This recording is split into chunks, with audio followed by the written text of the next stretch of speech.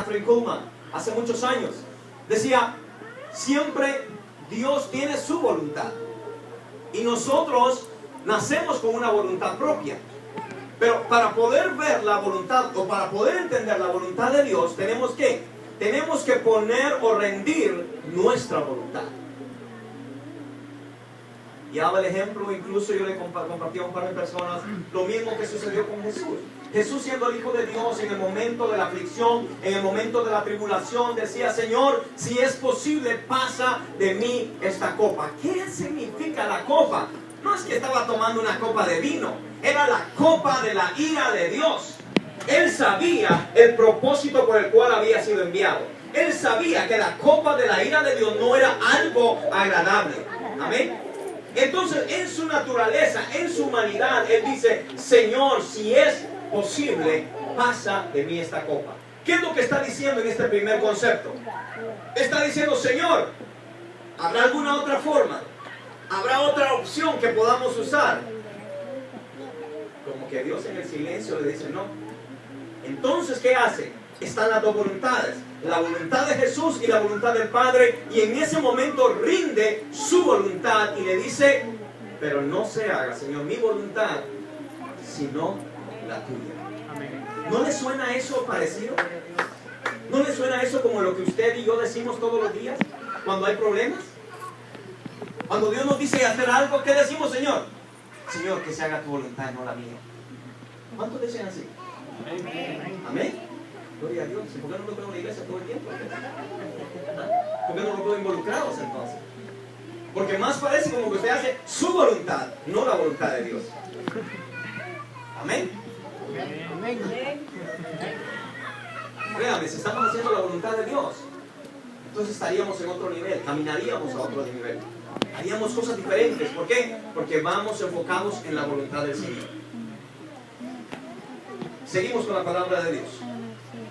Entonces dice el verso 12, luego el rey dio orden al sacerdote Hilcías, a Ahicam, hijo de Safán, a Acbor, hijo de Micaías, al escriba Safán, y a Asías, siervo del rey, diciendo, id y preguntad a Jehová por mí y por el pueblo y por toda Judá acerca de las palabras de este libro que se han hallado, porque grande, ¿cómo?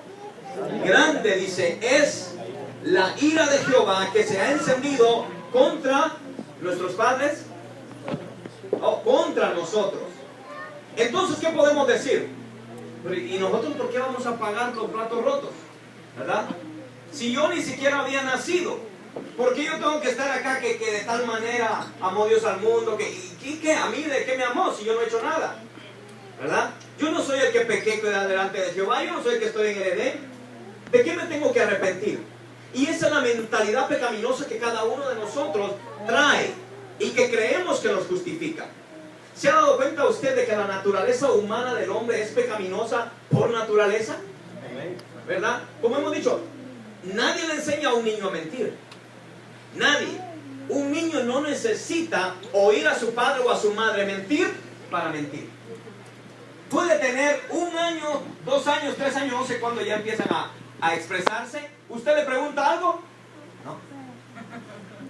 Rápido. Nadie le enseñó. ¿Por qué? Porque es la concupiscencia, el pecado, el nivel de pecado que ya cada quien trae. ¿Cómo? De transferencia, de padres a hijos, de generación a generación. Por eso es que tenemos que ver realmente que como decía el Señor Jesús hablándole a Nicodemo en Juan capítulo 3, le dice, te es necesario nacer de nuevo. Porque únicamente al nacer de nuevo, al nacer del Espíritu, ahora yo puedo entender las cosas de Dios.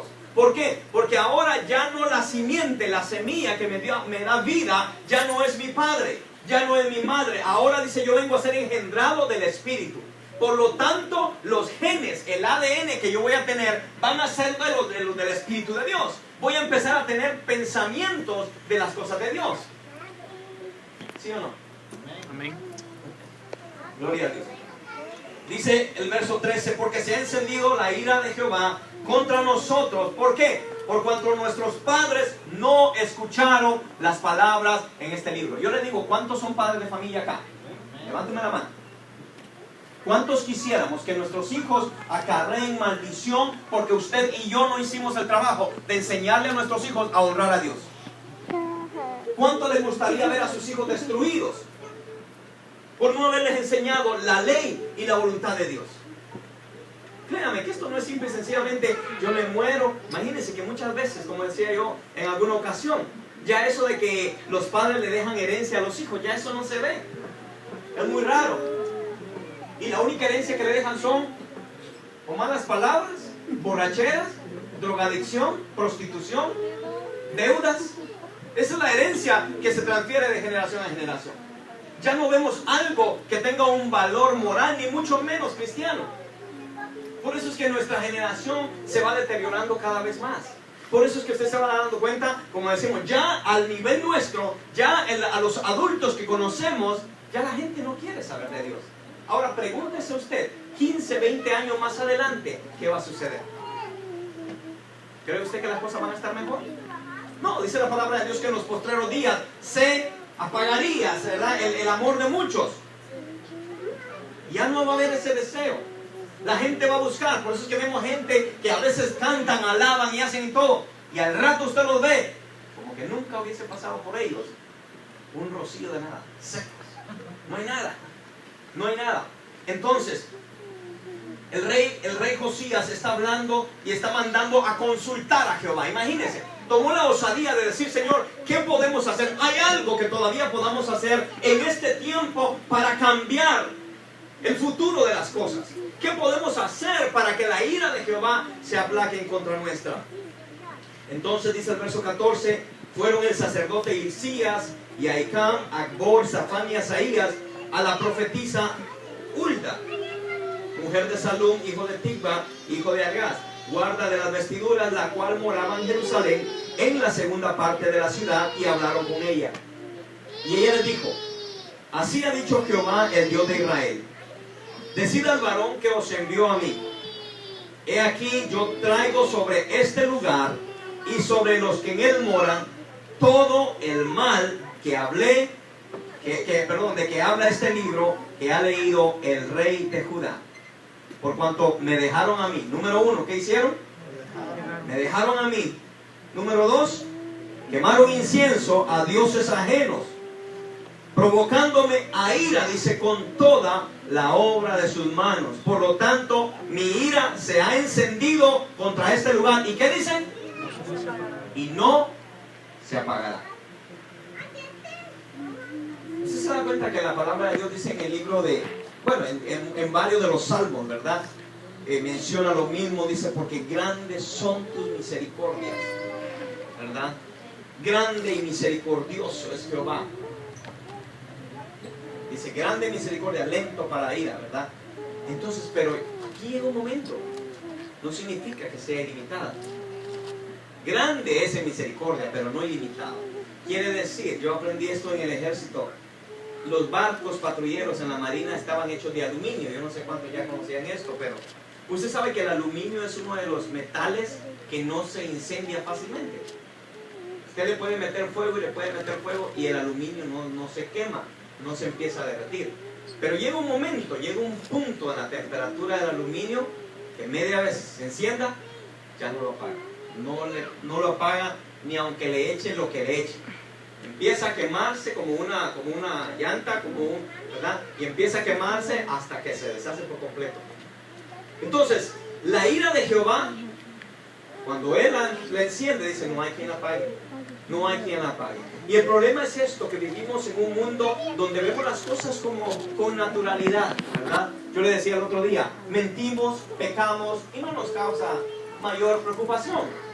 Nos apartamos de Jehová, salimos de la casa de Jehová, le damos la espalda a Dios y como que nada pasa, creyendo, como dice el Salmo 51, que yo no escucho o que a mí se me olvidan las cosas. Dice el Salmo 51: he aquí los que apartáis de Jehová, no sea que os despedace y no haya quien os salve. Tenemos que mantenernos en la voluntad de Dios, tenemos que mantenernos al llamado que Dios nos ha dado. Escuchaba un par de cosas cómicas acerca de la mentira, que muchas veces decía un pastor, cuando hablamos del pecado, que el pecado irrita a Dios, Cuando yo peco, yo debería estar, ¿qué va a pensar Dios de mí? ¿Y qué va a hacer Dios, verdad? ¿Y cómo hago para cambiar esto? Pero no, caemos en una naturalidad donde mentimos tan fácilmente. ¿Por qué? Porque como le decía yo, un niño miente sin que sea enseñado. Dice que en una ocasión había 4 estudiantes de una escuela secundaria y ya estaban ahí como por los 12, 14 años y vivían cerca de la playa y les gustaba ir a surfear, querían ir a la playa.